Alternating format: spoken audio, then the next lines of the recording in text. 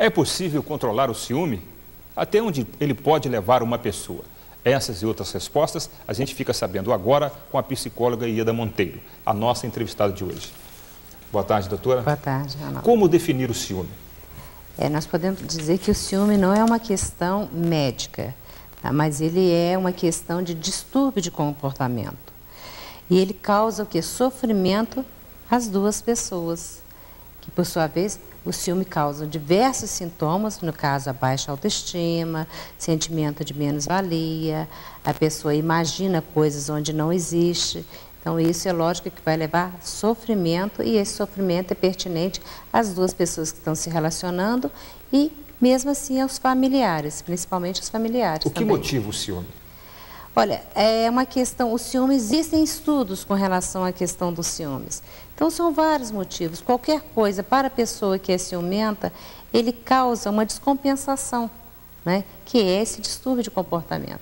Então, qualquer coisinha, ele é uma pessoa fragilizada por ter uma baixa autoestima.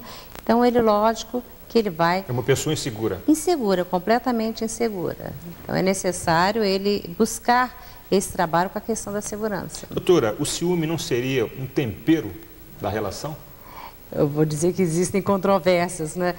Alguns autores colocam como ciúme, né, essa pitada realmente desse relacionamento. Pode ser realmente uma pitadinha gostosa do relacionamento, mas a gente tem que analisar até que ponto ele é saudável, né? Até que ponto ele não leva a questões mais severas, questões patológicas mais perigosas. Então, essa pitadinha, esse calor entre o relacionamento, ele é saudável, mas existe o perigo realmente de você chegar aos extremos. Esse sentimento, a pessoa pode trazer lá de trás? Sim. Desde quando era novo? Desde quando era novo, tá? É isso que eu estou te falando, existem os estudos colocando a origem desses ciúmes, né? O ciúme pela questão genética, ciúme pela questão cultural, ciúme pela questão o quê? Então, existem, biológica no caso, existem os estudos, né? Porque hoje a gente mostra o quê? Que o ciúme ele vem aflorando cada vez mais, porque antigamente o homem tinha ciúme da sua genética, da sua hereditariedade. Ou seja, ele guardava aquela esposa, aquela mulher, porque ele queria comprovar que aquele filho era dele. E a única pessoa que pode comprovar que realmente o filho é dela é a mulher, porque está ali visível e o homem não tem como comprovar. Então, os ciúmes ele vem partindo daí, de histórias e histórias culturais, genéticas. A senhora acha que hoje, devido à independência da mulher, existe mais ciúme? Olha, a sociedade provoca mais, né? Ela possibilita mais essa questão dos ciúmes. Né? Hoje as mulheres estão mais bem trabalhadas, muito mais bonitas, vistosas, né? E com isso é lógico que vai provocar. A concorrência hoje é muito grande, então isso provoca realmente o maior ciúmes. Agora, o ciúme é uma questão de relação, de diálogo. Né? E tem que buscar esse equilíbrio. Se você está bem, se está trabalhando, a questão da sua autoestima, se você está realizado profissionalmente, não tem porquê de você ter esse ciúme possessivo, um ciúme que se transforma no patológico. Então não tem essa necessidade. Doutora, podemos dizer que existem o bom e o mau ciúme? Olha, se disser para você o bom e o mau ciúme, aquilo que nós falamos, do tempero do amor, não é? E o mau ciúmes, esses ciúmes que vai interferir no relacionamento do casal. Então, esse seria o mau ciúmes, né? Agora, ciúme do quê? Se a gente for levar também na questão dessa posse, né, desse domínio, desse objeto, ou dessa vigilância que a pessoa tem, ele é um ciúme ruim, é um mau ciúme. Mas o ciúme de respeito, não. Esse é um ciúme saudável. Tem gente que fala, eu não tenho ciúme. Isso não é verdade. Todo mundo tem ciúme. Todo mundo tem ciúmes, apesar de que existem esses estudos. Que tipo de ciúme é esse, né? Se você for analisar, por exemplo, na questão cultural, os esquimós do Ártico, pode dizer que eles não têm ciúme, porque eles oferecem a esposa devido à questão cultural, à questão regional deles, né? Que é a questão da sobrevivência, da caça, eles oferecem a esposa, não é? Como um brinde para a visita. Então, que ciúmes é esse? Apenas um ciúme carnal?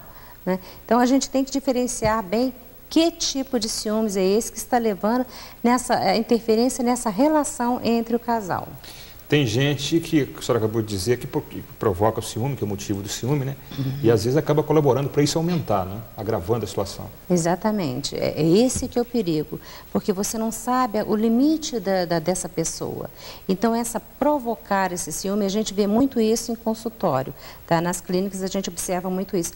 Tanto do lado da mulher quanto do lado do homem, querer provocar essa questão desse ciúme. E a gente não sabe o limite da pessoa. Então, é perigoso. A gente tem que ter uma relação de confiança, de diálogo e evitar realmente provocação de ciúmes. Porque ninguém é dono ou dona de ninguém, né? Não existe isso. Não existe ser dona. É o respeito, né? Você respeitando, você confiando na pessoa, não tem essa necessidade. Né? E como controlar esse sentimento? Esse controle é que é o mais complicado, né? Você tem que perceber até que ponto já chegou numa questão patológica, não é? É aquilo que eu estou dizendo, se você está bem, se você está canalizando esse seu sintoma de posse, porque a gente diz que o ciúme é um sintoma de posse, a pessoa se torna uma pessoa possessiva, obsessiva e possessiva. Então, se você está canalizando para outros tipos de atividade, não tem necessidade disso. Se você está bem com você mesma, se realizando profissionalmente, se realizando fisicamente, então não tem necessidade de ter realmente esse sintoma.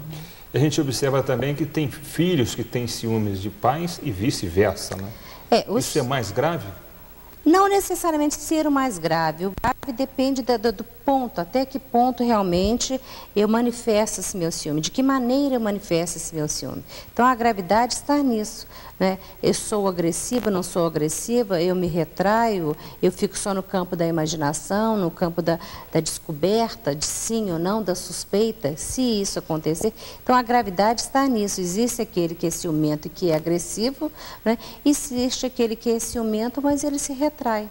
Então, essa é a gravidade. Então, numa relação familiar, aí sim é perigoso isso, porque desestrutura toda a família. Não só na questão do pai, ciúme do filho ou vice-versa, como a questão da criança, do bebê que chega no lar. Então, esse é o maior causador de ciúmes. Essa criança está preparada para a chegada do irmãozinho, da irmãzinha. Até animais têm ciúme, né? Muito. Você tem um cachorro em casa, também. Aí chega uma criança logo... Exatamente. Causa ciúme dele também. Então, essa preparação, preparar o ambiente, preparar a relação do que vai acontecer. Então, tudo dentro do diálogo, da conversa, é mais fácil da pessoa aceitar. Dizer para você que vai ter cura, não é essa cura, mas é uma aceitação, uma maneira de se trabalhar o sujeito. A senhora disse aí a respeito do controle.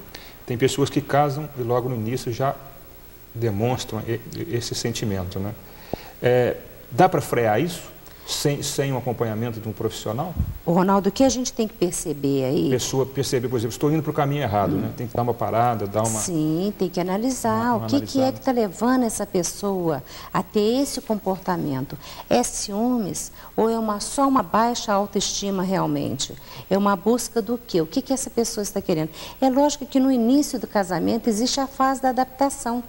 Então, namorar é muito fácil, né? Hoje está a turma do ficar. Ficar é muito fácil, mas quando a gente diz, quando se junta os trapos, aí é diferente, porque a sua forma de relacionar com a pessoa muda. São personalidades diferentes. Personalidades, responsabilidades diferentes. Uma coisa é você estar dentro da casa dos seus pais, outra coisa é você assumir aquilo ali, aquele seu espaço. Então, tem que saber se isso realmente é ciúmes ou é uma questão apenas de adaptação que você está canalizando, tá, para comportamentos de ciúmes.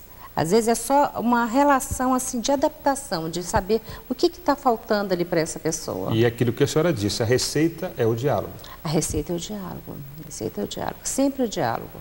Né? Quando você vê que você não tem mais condições, que está interferindo no seu relacionamento familiar, de trabalho, profissional, aí você busca realmente uma ajuda. Doutora, no seu consultório, a maioria das pessoas, né, que buscam tratamento lá, são homens ou são mulheres? Os homens, eles têm mais, assim, reserva na questão de buscar isso. Não quer dizer que eles não tenham ciúmes, mas eles têm uma certa reserva. A mulher, ela busca mais. Tá? E aquilo, até onde pode chegar a pessoa ciumenta? Olha, não tem limite. Vai depender muito desse distúrbio da pessoa, tá? Pode ser mais, pode ser menos.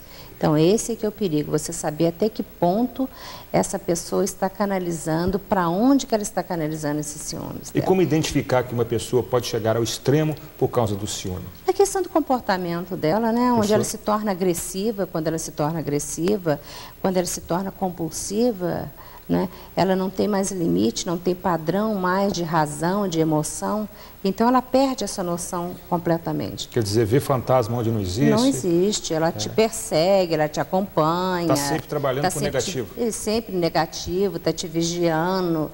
Quer dizer, não, vê o fantasma onde realmente não existe, mas para ela existe. Então, falou em ciúme, o melhor é dialogar. Dialogar. E se não tiver uma solução, procurar logo um profissional. Exatamente, Um psicólogo. procure imediatamente o profissional, antes que realmente a coisa se transforme num grau pior. Doutora, muito obrigado pela sua entrevista.